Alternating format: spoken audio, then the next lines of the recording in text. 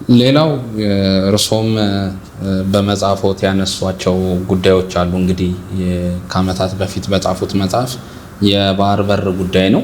የባህር በር ጉዳይ ሲነሳ እንግዲህ ላለፉት በተለየ ሁኔታ 30 ዓመታት ትልቅ የፖለቲካ አንጓ ነጥቡ ነው የሚነሳ ጉዳይ እንደሆነ ይታወቃልና አሁን እየተከደበት ያለው መንገድ አለ። ምንም እንኳን መንግስት አሁን የባህር በር ጉዳይን ያነሳበት መንገድ ትክክል ነው፣ ትክክል አይደለም፣ ያነሳበት አግባብስ ምንን የተመለከተ ነው የሚሉ ሌላ የሴራ ትንተናዎች እንዳሉ ሁሉ ማለት ነው። ግን አሁንስ ያለው የባህር በርን የማግኘት እንቅስቃሴ ምን ይመስላል? በተለይ የቀጠናው ላይ የምናያቸው የፖለቲካ ለውጦች ለዚህ የሚመቹ ናቸው ተብሎ ሊታሰብ ይችላል ወይ? የኤርትራና የአሜሪካ ሰሞነኛ ግንኙነቶች አሉ። ኤርትራ ለዓመታት ምናልባትም ለሁለት አስርት ዓመታት ተጥሎባት የነበረው ማዕቀብ እንዲነሳላት ለማድረግ አዲስ የኃይል ሚዛን አፍሪካ ቀንድ ላይ የማምጣት ሂደት በዋሽንግተን ፖለቲከኞች በኩል እየታየ ነው ያለው በግልጽ ማለት ነው። እንደዚህ አይነት የሚነጡ የመካከለኛው ምስራቅ ጥያቄዎች ከዛ ደግሞ ገልፎቹ አሉ። እዚህ ያላቸው ኢንተረስት አለ። የሶማሌላንድን ጉዳይ አንስተው ደግሞ እንደዛ የሚሆን ከሆነ ብለው ደግሞ የትግራይንም ጉዳይ የሚያነሱ ብዙ ፖለቲከኞች የተፈጠሩበት አካባቢ ነው ያለውና እንደዚህ አይነቱ ስብስብ ነገሮች ባሉበት ሁኔታ አሁንስ በእርግጥ ከዚህ በፊት መጀመሪያ ላይ እንደነበረው አይነት ግለት ጉዳዩ እየተነሳ ነው ማለት ይቻላል ወይ? እንደው አጠቃላይ ቀጠናው ላይ ያለውን ጉዳይ አስተሳስረው ይኸውልህ ጥያቄው መነሳቱ ተገቢ ነው ተገቢ አይደለም የሚሉ ሀሳቦች ብዙ ጊዜ በመንግስትም ከመንግስት ውጭ ያለ ሚዲያዎች ብዙ ሰጥተንበታል። መዘግየታችን ነው እንጂ ማንሳታችን ስህተት አይደለም ባይ ነኝ።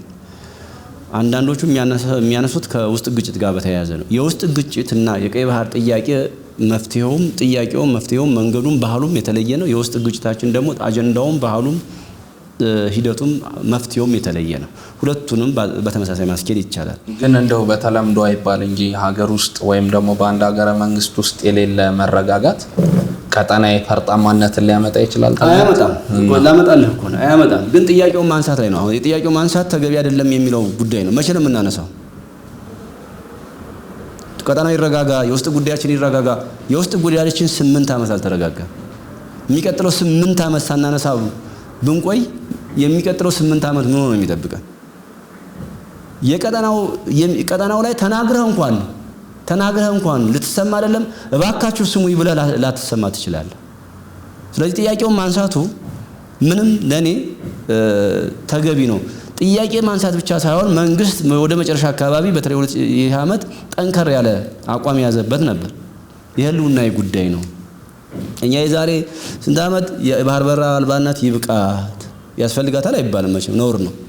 ይብቃት የህልውና ጉዳይ ነው ስንል አላዳመጠም ነበር። አሁን የህልውና ጉዳይ ነው ብሎ አቋም በመንግስት ደረጃ መውሰዱ የሚጠበቅም ነው፣ ትክክልም ነበር። የመጀመሪያ ከዓመት በፊት ምናምን የተወሰኑ ሀገሮችም የኛን ጥያቄ ተቀብለውታል። ሀብታም ሀገሮችም ደሃ ሀገሮችም ጥያቄው እኮ ጥሩ ነው ትክክል ነው ያሉበት መንገድ ግን ሂሳብም ሐሳብም አስልተው ነው። አንዳንዶቹ ከቅንነት ነው፣ አንዳንዶቹ ሂሳብና ሐሳባቸውን አስልተው ነው፣ አንዳንዶቹ ደግሞ ዲፕሎማሲ ግንኙነታቸውን ለማስቀጠል ብለው ለምሳሌ የተናገሩ ሀገሮች አሉ። ብዙ የኛ ጥያቄ ትክክል ስለመሆኑ የኛ ጥያቄ ትክክል ነው አይደለም መሬት ላይ ያለ ነው። በህግም በጂኦግራፊም በጂኦፖለቲካ ምንም መሬት ላይ ያለ ነው። ትክክል አይደለም ብሎ አለመናገር አይቻልም። ግን አሁን ያለው ሁኔታ መንግስት ከዛ በኋላ ያለው ሂደት እንቅስቃሴ አንደኛ ቀዝግዟል፣ ሁለተኛ የሚሄድበት መንገድ ግልጽ አይደለም፣ ሶስተኛ ሌላ መልክ የሚቀይር አጀንዳ እናስተላለፍ ዲፕሎማሲ ቀጠናዊ እንትን ሆኗል። አሜሪካ ቀይ ባህር ላይ ከፍተኛ ሚና እንዲኖራት ትፈልጋለች። ኤርትራ ጋር የገባችው ይሄ ነው። የኢትዮጵያ ጉዳይ አሁን እዚህ ውስጥ አንዱ ቅርቃር የገባበት ጉዳይ ነው። እኛ ቀይ ባህርን ጠፍጥፎ የሰራ የለም። ጂኦግራፊ የሚባለው ጉዳይ የዓለም የደም ስር ነው። ቀይ ባህር የዓለም የደም ስር ነው። ሆርሙዝ እንደዛ ምናምን ሁሉም ነገር አይደለ። ለኢትዮጵያም ቀይ ባህር የደም ስሯ ነው። የመተንፈስ ያለ መተንፈስ ጉዳይ ነው። ህልውናን የማስቀጠል ያለ ማስቀጠል ጉዳይ ነው። ነገር ግን ያነሳችበት ጥያቄ ያነሳው ጥያቄውን ማንሳቱ ሳይሆን ጥያቄውን የሚያስኬድበት መንገድ በተለመደ ዲፕሎማሲ ባረጀ ባፈጀ ዲፕሎማሲ ነው የሄደው መንግስት። እዚህ ሀገር ውስጥ ዲፕሎማቶች የሚሰየሙት ያው ከፖለቲካው ከተገፉ ካረጁ በኋላ አይደለም። አዲስ ፓራዳይም ሽፍትና አዳዲስ ፕራግማቲክ ሂደት የላቸው። በዚህ በእነሱ እየተመራ ይሄን በጣም አስቸጋሪ እንዳናገኝ 24 ሰዓት የሚጥር ጠላት እንዳለን እየታወቀ እንዳናገኝ ብዙ ዲፕሎማሲ ብዙ ፖለቲካዊ ጫና እንደሚኖረን እየታወቀ እንድናገኝ ከሚጥረው ኃይል በላይ ከሚደግፈን ኃይል በላይ እንዳናገኝ በሚታይም በማይታይም ከሚሞግተን በላይ እየታወቀ የኢትዮጵያ ዲፕሎማሲ ከፍ ብሎ የዲፕሎማሲ ልና አንድ አልተጫወተም ከዲፕሎማሲ መርህ አንፃር። ሁለተኛ ተሽኮርማሚ የሆነ ዲፕሎማሲ ነው እየሰራ ያለው። ህልውና አደጋ ላይ የተጋለጠ የምን መለሳለስ ነው ዲፕሎማሲ ላይ። ገር የዲፕሎማሲ መጫወት ትችላለህ፣ ጠንካራ ዲፕሎማሲ መጫወት ትችላለህ። ለሁለቱም የዲፕሎማሲ ጨዋታ ደግሞ ድጋፍ የሚሆን ኃይል ማሳየት ያስፈልጋል። እንደዚህ ሁሉ ጊዜ ተለሳልሰህ አይሆንም። ዲፕሎማሲ ሁሉ ጊዜ በመለሳለስ የተሳካ የለም እና ኢትዮጵያ አሁን እየሄደበት ያለው መንግስት እየዘገየ ነው፣ ጊዜ እየሰጠ ነው። ነገር ግን ቅድም ያልከው ነገር እንዲህ አይነት ጥያቄ የውስጥ ችግርን መፍታት አይቀድምም ወይ? ግን ያ ብቻ ሳይሆን ቀጠናዊ ውስብስብነት ውስጥ አሁን ላይ ደግሞ አዳዲስ ኃይል አሰላለፎች ይመጣሉ። ለጥያቄያችን መፍትሄ የውስጥ ችግራችን ቢፈታና ሰላም ቢሆን ለዚህ ጥያቄ ብቻ ሳይሆን ለመንግስትም ትልቅ ጉልበት ይሆነው ነበር። የመንግስትም ስራ ይቀንሳል። የአገሪቷም ኢኮኖሚና ዶላር ዝም ብሎ በእርስ በርስ ጦርነት አይቃጠልም። ይሄኛውን ጉዳይ አጀንዳህን የምታስፈጽምበት በብዙ ነገር ጉልበት ይጨምራል። ጉልበት ጨመረ ማለት ተቀባይነት ዲፕሎማሲም ፖለቲካም ፍላጎትም ተቀባይነቱ ይጨምራል። በተረጋጋ ቁጥር አንሰማም የሚሉ ሀገሮች በሙሉ የመስማት እድል እና ግዴታ ይኖርባቸዋል፣ ጊዜም ያስገድዳቸዋል ማለት። ግን ይሄ አሁን ቀጣናው ላይ ያለው ሌላ መልኩን ቀይሮ የመጣው አሜሪካ ከኤርትራ ጋር የኤርትራ ማዕቀብ መነሳት ኤርትራ ከአሜሪካ ጋር ያላት ግንኙነት እኛ ቀይ ባህር ላይ ሊኖረን አሁን በመጀመሪያው ጥያቄ የምንጠብቀው ስሌት ቀይ ባህር አክሰስ መግባት ያለብን የሐሳብም የሂሳብም ስሌታችን የነበረውን መልኩን እየቀየረው ነው፣ እያጠበበው ነው ያለው። እያጠበበው ነው ማለት ቀይ ባህር አክሰስ የማግኘት እድላችን ዝግ ባይሆንም በብዙ ሀገሮች ፍቃድ ሊሆን ኤርትራ ፈቃጅ ማን ነው አሜሪካን ፍቃድ ሰጪ ልትሆን። ስለዚህ አሜሪካ እዚህ ላይ ከተለመደው አካሄድ ከተለመደው ስትራቴጂ ከተለመደው ዲፕሎማሲ ወጣ ያለ በብዙ ነገር ተሻግረህ ካልሄድክ አሜሪካ እዚህ ቀጣና ላይ ስትመጣ የራሷን ጥቅምና ስሌት አስልታ ነው እንጂ የመጣችው የቀጣናው አለመረጋጋት አሳስቧት ብቻ አይደለም የመጣችው። በቀጣናው ላይ የራሷን ሚና እና የራሷን ተሰሚነት የራሷን የበላይነት ገንብታ ቀይ ባህር ላይ አሁን ሆርሙዝን እንደ አንድ የጦርነት መደራደሪያ እንደተደረገው ሁሉ ቀይ ባህር ላይ ሊኖራት የሚገባውን ኃይል ሁሉ ልትገነባ ነው የመጣችው። በዚህ መሃል እና በኤርትራ መካከልና በኢትዮጵያ በአሜሪካ መካከል ያለው ድርድር የኢትዮጵያን ጥያቄ አጣብቂ ውስጥ ይከተዋል። የሻቢያ መንግስት ደግሞ ገና ወጣት እያለ ጀምሮ እስካሁን ባለው ደረጃ ለኢትዮጵያ ቅን አይደለም። አሁን ሚናው መንግስት ገር ዲፕሎማሲ ነው፣ የተለመደ ዲፕሎማሲ ብቻ መጫወት አያዋጣው። በጣም ከባድ እኮ ነው ያለንበት ቀጣናውን እናቀዋለን፣ መንግስት ያቀዋል። የቀጣናውን ተገማችና ተገማች ጉዳይ ያቀዋል። የቀጣናውን አስተላለፍና ባህል ያቀዋል። ነገር ግን የሚሄድበት መንገድ አንዳንድ ጊዜ እንኳን መንግስት አይደለም እንደ መንግስት አንዳንድ ጊዜ ሚኒሊክ ቤተ መንግስት ያሉት ጠቅላይ ሚኒስትር አይደለም አንዳንድ ጊዜ ባለ አምስት ኮከብና ባለ አራት ኮከብ ጀነራሎች ራሱ እንዴት እንቅልፍ እንደሚወስዳቸው ለኔ የቤት ስራ ነው የሚሆንብኝ። ይሄን ጉዳይ ከደህንነት ስታስበው ከወታደራዊ ስታስበው ከፖለቲካና ደህንነት ጋር ከዲፕሎማሲ ጋር ስታገናኘው ስታስተሳስረው በብዙ መንገድ ከባድ ሆኖ ነው የመጣው። እኛ ቀድመን እዚህ ቀጣና ላይ የኛ ፍቃድ ሰጪነት መኖር ሲገባው የሌሎች ሀገር ፍቃድ ሰጪነት እየመጣ ነው ያለው። የኛ ስሙን እነሱ ግን ምን የሚሰሙ ሆነው ነው የመጡት። እንዴት ይሄን ሀገር ሉዓላዊነት የሚያስከብር ተቋም ትልልቅ ጀነራሎች እያሉ አገሪቷ ከመቆለፉ አልፎ አሁን ሌላ ፈተና ውስጥ እያለ እንደዚህ ይላሉ ብለህ ታስባለህ? ቢያንስ በራሳቸው የሚሄዱበት የህግ አግባብ ባይኖር እንኳን እንዴት መንግስት ላይ ጫና አድርገው ዲፕሎማሲውንም ፖለቲካውንም ሁሉንም ነገር አስተሳስሮ እዚህ ቀጣና ላይ የኛ ፍላጎት ቅድሚያ ከኛ ፍላጎት በላይ የሚመጣ ፍላጎት ሊኖር አይችልም እናስተናግድ አንችልም የሚልበትን መንገድ እንኳን በዲፕሎማሲ መንገድም በሌላ መንገድም ሲያንጸባርቁት አታይም። የተለሳለሰ ነው የሆነው። ህልውና ተቆልፎ ለአደጋ ተጋልጠህ ላለፉት 35 ዓመት ነው የሆነው አለ ላለፉት 35 ዓመት ሚስጥር የሚባል ወታደራዊ ሚስጥርህ የምታስገባው ነገር ሰነድህ በሙሉ ሚስጥርህ ሳይጠበቅልህ አሁን ባለው የቀጣናው አስቸጋሪ ሁኔታ ደግሞ ሚስጥርህን መጠበቅ የማትችልበት ሁኔታ ላይ ደርሰህ ተቆልፈህ እንዴት ነው ተለሳልሰህ እንትኖረው? በቃ እንደ ቬንዙዌላ መንግስት ከነሚስቱ ምናምን ነው የሚጠበቀው? ምንድነው የሚጠበቀው? የ35 ዓመት መቆለፍ አሁን ሐላል ወጥቷል፣ ግልጽ ወጥቶ ነው ያለው። ከዚህ በኋላ ማንም ምንም ሊያደርግ ይችላል። የሚያደርገው ድርጊት ግን ዘላቂና አሸናፊ ያደርገዋል አያደርገውም ሌላ ጉዳይ ነው። ኢትዮጵያን ለማሰናከልና የቤት ስራዋን እዛው ውስጥ እንድትቆይ ማድረግን የሚችሉ ብዙ አክሏቸዋል። አሁንም ገብተዋል። እንዴት መንግስት ይሄንን አላሰበውም ብላ አትናገርም? ያስባል። እንዴት አልተረዳውም? ይረዳዋል በደንብ አድርጎ። ጨዋታው የሚሄድበት መንገድና የሚያሳየው አቋም ነው አሳሳቢ የሚያደርገው። ስለዚህ እኛ አሁን በብዙ የተበጣጠሱ ትንንሽ ሀገሮች ተቆልፈን ታስረን ያውም የኢትዮጵያ አካል የነበሩ ሀገሮች ቆልፈው አስረውን እነዚህ ሀገሮች ደግሞ ውጭ ጉዳይ ፖሊሲያቸውም መንግስታቸውም በተላላቅ ሀገራት መንግስታት የሚታዘዙ ናቸው። አሁን የኛ ጥያቄ እኮ አንዱ ጎረቤቶቻችን በብዙ ሀገሮች የሚታዘዙ ናቸው። እነሱ ስለፈቀዱ ራሱ አይሳካም የኛ ጥያቄ። የኛ ጥያቄ የዲፕሎማሲ ልዕልና ይፈልጋል ምንለው ለዲፕሎማሲ ልዕልና የሚያስፈልገው ከነሱ ጀርባ ያሉትን አቅም ያላቸውን ሀገሮች ነው እንጂ ከጎረቤቶቻችን ጋር ያለውን አይደለም። የጎረቤቶቻችን ጉዳይ የኛ ህልውና አደጋ ላይ እንደሚወርቅ ሲያውቁ የነሱ ህልውና እንደማይቀጥል ግልጽ ነው ያውቁታል። ይሄ የወታደራዊ ሀሁ አይፈልግም፣ የፖለቲካ ሀሁ አይጠይቅም። የኛ ህልውና ለአደጋ ከተጋለጠ ህልውናውን ለመጠበቅ የሚሄድ ኃይል በሙሉ የሚሄድ አካል የነሱን ህልውና ሊሰለቅጠው እንደሚችል ግልጽ ነው። ነገር ግን እነሱ የኛን ጥያቄ እንዳይሳካና እኛን እንዳናድግ ወደዛ እንዳንገባ ያላቸው ቅን አለመሆን ብቻ ሳይሆን የኛን ጥያቄ እንዳያስተናግዱ አዛዦች አሉ። ታዛዥ መንግስት ናቸው በዙሪያችን ያሉ። የኛ ጥያቄ ሊስተናገድ የሚችልበት ቀጣና አካባቢ የሚያዟቸው ብዙ ናቸው።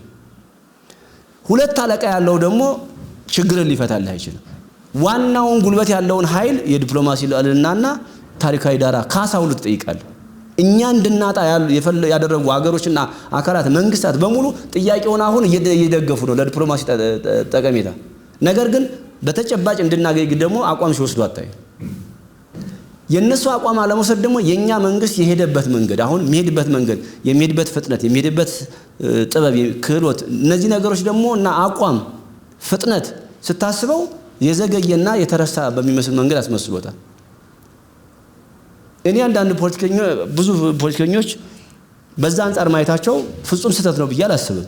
ነገር ግን የኛ ጥያቄ መነሳቱ በማንኛውም ጊዜ ተገቢ ቢሆንም ሲነሳ የውስጥ ጉዳይን አጀንዳ ማስቀየሪያ ነው የሚል ሁሉ ትችት ሲመጣበት ነበር። ታስታውስ ከሆነ ምንም ይተች ችግር የለውም። አሁን ያንን የውስጥ ጉዳዩን ለማስቀየር ነው የተባለው አጀንዳ ማስቀየሪያ ነው የተባለው ንግግር አሁን ኮንፈርም እየተደረገ ነው ያለው። ምክንያቱም መንግስት ይሄን ጉዳይ ተኝቶበታል። የኛ በኖርማል ዲፕሎማሲ የሚፈታ አይደለም ይፈታ። ይሄ ፍትቻ 3-4 አማራጭ ማምጣት አለበት ይሄን ለማሳካት 5-4 አቅርበህ ይሄን ካልተቀበለ በዚህ ትሄዳለህ፣ ይሄን ካልተቀበለ በዚህ ትሄዳለህ። እያንዳንዱ ግን የእያንዳንዱ የኢትዮጵያ ህልውና ስጋት በሙሉ ለእያንዳንዱ ጎረቤት ሀገሮች በተለይ ለኛ ጥያቄያችን መመለስ ላለባቸው ሀገሮች ህልውና ምናልባትም የመሰል ቀጥታ ፋንታ እንደሚገጥማቸው ማሳየት ያስፈልጋል በግልጽ። ጥያቄው የመንግስት አይሁን፣ ፕሮፓጋንዳ አይሁን፣ የህዝብ የትውልድ ይሁን። የህዝብ የትውልድ ጥያቄ ከሆነ ጎረቤት ሀገሮችም ብቻ ሳይሆኑ የጎረቤት ሀገራት ህዝብም ያስብበታል። ምናልባት የጎረቤት ሀገራት መንግስታት ለስልጣናቸውና ለአዛዦቻቸው ሊገዙ ይችላሉ፣ ስልጣናቸው የሚያስረዝሙበት መንገድ ስለሚፈልጉ። አለበለዚያ ግን የትውልድና የሀገር ሳታረገው የመንግስት ጥያቄ ብቻ አድርገህ ወይም ደግሞ ጠንከር ያለ አቋምና መዋቅር ፈጥረህ ካላፈጠንከው በራስ ጥያቄ ራስ ተቆልፈህ ሌላ ጣጣ ውስጥ ትገባለህ። ይሄ ሁሉ ሁሉ የውስጥ ግጭት ይሄ ሁሉ ሉዓላዊነታችን መድራችን ተደፍሮ ቁጭ ያልነው ቸግሮን እንጂ ባይቸግረን ኖሮ ቀላል ነበር። መዋጋት ብርቅ ነው እንደ ኢትዮጵያ ይታወቃል። ኢትዮጵያ ተዋግቶ ማሸነፍ ዓለም ያውቀዋል። መዋጋት የማያስችል ነገር ተመጣጣኝ የሆነ ምላሽ መስጠት የሚያስችል ሁኔታ ስላልተፈጠረ ነው። ነገሩ ወሰብሰብ ስለሚል መንግስት በብዙ ነገር ስለታሰረ ስለተቀየደ ጭምር ከተማ ቁጭ ብሎ አንዳንድ ፕሮጀክቶችን እየሰራ ጨረስኩ እያልኩ በካሜራ መናገር ብቻ አይደለም። የሀገሪቷን አጠቃላይ ቆዳ ስፋት ኢትዮጵያ እንደ ቆዳ ትወጥራለች። ገና እንድትወጠር 24/7 ቢፈጉ አገሮች አሉ። እነዚህ አገሮች እዛ ቁጭ ብለው አይደለም ኢትዮጵያ ውስጥ ገብተው ነው እየሰሩ ያሉት። ኢትዮጵያ ውስጥ ገብተው ነው እየሰሩ እንደ በአጠቃላይ ከቀይ ባህር እና ከባህር በር ጉዳይ ባለፈ ኢትዮጵያ እንዴት ነው ቀንዱ ላይ ያላትን ተሰሚነት አጎልብታ መውጣት ያለባት? ያለ የሌላ አቅማትን ጊዜውን አሁን ተጠቅማ ማድረግ ያለባት በዛ ቀጣና ላይ የኢትዮጵያ ጥያቄ መመለስ ብቻ ሳይሆን እዛ ቀጣና የሚደረጉ ነገሮች በሙሉ የዛ ቀጣና የበላይነቱን መውሰድ ያለባት ኢትዮጵያ መሆኑን ታሳቢ ተደርጎ ነው። እስቲ ከጎረቤት አገራት አንፃር እንቃኘው። ሱዳን ያለችበት የሶማሊያን ጉዳይ። ሱዳን እንግዲህ እርስ በርስ ጦርነት ውስጥ ነው ያለችው። የሱዳን እርስ በርስ ጦርነት ለኛ የምስራች አይደለም፣ ስጋት ነው። አንድ ጎረቤት ሀገርህ ናት፣ ሁለት የዛ ግጭት ለኛ ስጋት ነው፣ ለሉዓላዊነት ስጋታችን ያጋላጭ ነው። ስደተኛው በራሱ በብዛት እየገባ ያለው ኢትዮጵያ ላይ ጫና ነው። ኤርትራ ብዙ ሀገሮች ያዙታል በኢትዮጵያ ጉዳይ ላይ። ግብጽ ብቻ አይደለም ተልኮ የምትሰጠው፣ ሌሎች የአረብ ሀገራት ተልኮ የሚሰጡታል። ግብጽ ጅቡቲ ብትለው አዛዡ ብዙ ነው። ጅቡቲ አውሮፓ ላይ አሜሪካ ላይ የሚያዙ ቻይና ብዙ አዛዥ አለ። ቻይና ሚና አላት ጅቡቲ ላይ አሁን ባላት የጅቡቲ ቻይና ጅቡቲ ላይ ያላት ብድር ዕዳ የተነሳ ቻይናም ትልቅ ሚና ነው ያላት እዛ ቀጠና ላይ። እነዚህ የምንጠራቸው ሀገሮች ደግሞ ወደ 9 10 11 12 አካባቢ ሀገሮች ጅቡቲ ላይ የጦር ሰፈር አላቸው። የጦር ሰፈር ያላቸው ከ1000 ኪሎ ሜትር መጥተው የራሳቸውን ጥቅም ሊያስከብሩ ነው። ቀይ ባህሩ ላይ እዚህ ቀጠና ላይ ጅቡቲን ሊንከባከቡና ሊጠብቁ አይደለም፣ ወይም ኢትዮጵያን ደህንነት ሊጠብቁ ወይም የቀጠናውን ደህንነት ሊጠብቁ ሳይሆን ቀጠናው ላይ በቀጠናውን ለማስጠበቅና ለማረጋጋት በሚል ሂሳብ የራሳቸውን ጥቅምና ሂሳብና ስሌት ነው ያሰሩት። ኢትዮጵያ እዚህ ላይ አሁን ዲፕሎማሲም ፖለቲካም ጉልበትም ማሳየት አለባት። ግልጽ ነው። ምርጫው የዓለም ህዝብና የዓለም ሀገራት ጉዳይ ነው። ሌሎች ሀገሮች አሁን ያለው ጦርነት መካከለኛ ያለው ጦርነት እና ሩቅ ምስራቅ ያለው ጦርነት የሶማሊያ ጉዳይ እነዚህ ነገሮች በሙሉ ህጋዊ ህግ ጥሰው የዓለም አቀፍ ህግ ጥሰው ጦርነት የሚካሄዱ በየቀኑ መካከለኛው ምስራቅ ሀገራት እየተደበደቡ የሚውሉ ሲውሉ ጦርነቱ ፍትሃዊ ነው፣ እርምጃው ፍትሃዊ ነው ሊባል እኛ ተቆልፋችሁ ኑሩ ሚለን ፍትሃዊ ሚለን አካል ካለ አፍንጫችንን ከነካን አንገቱን ቀልተን መግባት ነው ያለብን። የቀጠናውን የጦርነትም የፖለቲካም የብዙ ነገር ባህሉንም አቅሙንም እንረዳለን። ለዚህ የሚመጥን ኃይል እንደሌለ እናውቃለን። ጎረቤታችን ችግሩ ከባድ የሚሆነው ዓለም አቀፍ ጉዳዩና ከጀርባ ያሉ ጉልበት ሀገሮች ናቸው። ለኛ ይሄን መፍታት የሚችል አቅምና አሰላለፍ አልፈጠረም መንግስት። እኛ የቀጠናው ላይ ለመግባት ቀላል ነው፣ ከፈለግን በግማሽ ቀንም ይያዛል። ነገሩ ከጎረቤት ሀገሮች ጀርባ ያሉ ጉልበታም ሀገሮች ወይም ሀያላን ሀገሮች የሚሸከም ዲፕሎማሲና የዲፕሎማሲ ጥበብ አልተጠቀመም። ሌላውን እንደው ይሄን እናየው። ብዙ ሀገር መንግስታት እዚህ ቀጠና ላይ እየመጡ ነው። ኢትዮጵያ ላይ ብዙ የብዙ ሀገራት የሀብታሞች ሀገራት ትላልቅ ሀገሮች ውጭ ጉዳይ ሚኒስቴሮች ሀገራት መሪዎች በተደጋጋሚ ኢትዮጵያ ውስጥ ባለፈው 1 ዓመት 2 ዓመት መጥተዋል። ምን ፈልገው ነው? ኢትዮጵያ ሊዝናኑ አይደለም።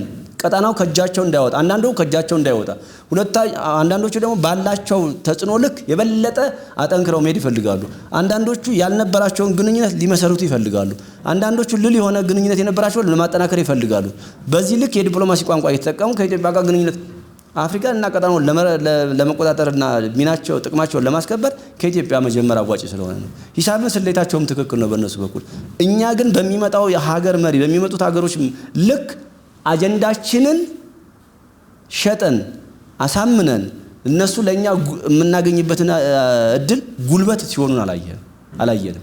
እነዚህ እዚህ ሀገር ውስጥ የመጡ የአውሮፓ የብዙ ሀገሮች መሪዎችና አካላት በሙሉ ለኢትዮጵያ አጀንዳ የቀይ ባህር ጥያቄ ጉልበት አልሆነም። ዲፕሎማሲ ማለት አንዱ ይሄ ምንድነው? የምትፈልገውን የሚያግዝህ የሚደግፍህ እንዲሳካ ድጋፉና ትብብር እንዲያደርግ አይደለ? ይሄ ሁሉ የዘመተው ኃይል ለኢትዮጵያ አጀንዳ ድጋፍና አቋም ቢወስድ እኮ ተጽዕኖ ቀላል አይደለም። ሲደመር ኢትዮጵያ አስተላልፏንና የጥያቄዋን የምታራምድበትን መንገድ ስትቀይረው በአጭር ጊዜ የማግኘት እድል ሰፊ ነው። አለበለዚያ ጠይቀን ነበረ ጠቅላይ ሚኒስትሩ እንዳሉት እንዳይሆን 30 ምናምን ዓመት ለማጣት የፈጀብንን ለማግኘት ያን ያህል አይፈጅብንም አይነት ካልኩሌሽን ንግግር እኛ መቼ እንደምንታፈር እርግጠኛ አይደለም።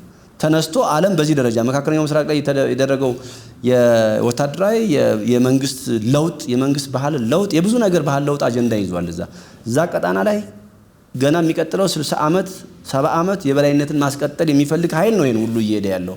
እኛ ጋር ነገ ለመጀመር ምን እናውቃለን? ከዚህ ስቴዶ ሳንወጣ አንድ መረጃ ሊመጣ ይችላል። አድናቀውም የሚሆነውን አሁን እዚህ ቀጠና ላይ ሆርሙዝ በተለይ ደግሞ መልክ ቀይሯል። የሆርሙዝ ጉዳይ ወደ ቀይ ባህር አሜሪካ ሌላም ቀጠና ሌላም አህጉር እንድትዳስስና እንድታጤን ቀይ ባህር ላይ ብዙ ሚና እንዲኖራት አሁን እንደ አዲስ ነው ያየችው። ከነበረው በፊትም ነበራት፣ ያው ጅቡቲ ሳይቀር ካምፕ አላት። ግን በብዙ ነገር መሄድ እንዳለባት የወሰነችው አሁን በቅርብ ነው። ለዛ ነው አሜሪካ ሰዎች እኮ ኢትዮጵያ እየመጡ ያሉ። ለዛ ነው ወደ ኤርትራ እየዘመቱ ያሉ። አሁን እኮ አሰብን እኔ ልዘዘው አይነት ፍላጎት እንዳለ ያሳያል። ሌላው ጦርነት አሁንም እየተዘመተብን ነው። ግብጽ እኮ ሱዳንና ኢትዮጵያ ቢዋጉ ምን ሊሆን ይችላል ብለው ዘገባ እየሰራን የግብጽ ሚዲያ ሱዳን እርስ በርሳቸው እየተዋጉ እኛ ሁለታችን እንድንዋጋ ደግሞ ይፈልጋል ማለት ነው። አየህ ለኛ ብዙ ነገር እየተመቻቸ ነው ያለው። እዚህ ውስጥ ብዙ እድል አለ። በተለይ ይሄ የቀይ ባህር አክሰስ በቃ የሞት ሽረት አድርገህ የምትከፍለውን ዋጋ ከፍለህ የምታገኝበትን እድል ብዙ እድል አለ። ህግ ጥሳል ምናምን አይልህም ዓለም። ለምን ብዙ ህግ እየተጣሰ ነው። የዓለም ህግ ጥያቄ ውስጥ ወድቋል። የዓለም ህግ ጉልበት ካለህ ችግር የለም። የዓለም ህግ አቅም ካለህ ችግር የለም። አቅም ላላቸው ሰዎች ህግ እንደጣሱ እየተነገረ አይደለም። አቅም ለሌላቸው ነው ዓለም ህግ ጥሳል ለዋላይ ጥሳል እንብላን የምትባለው። እኛ እዛ ሂሳብና ካልኩሌሽን ውስጥ መግባት የለብንም። እኛ ምርጫችን አንድና አንድ ነው።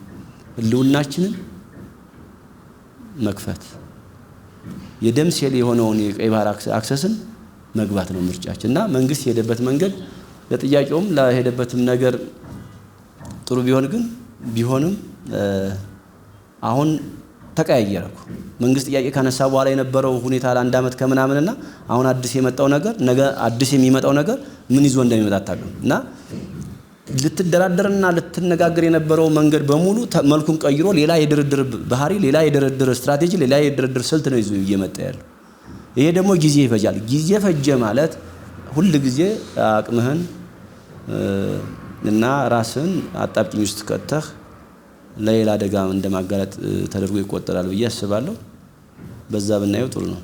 በጣም እናመሰግናለን እንግዳችን ስለሆኑ ዶክተር። እሺ እናመሰግናለን።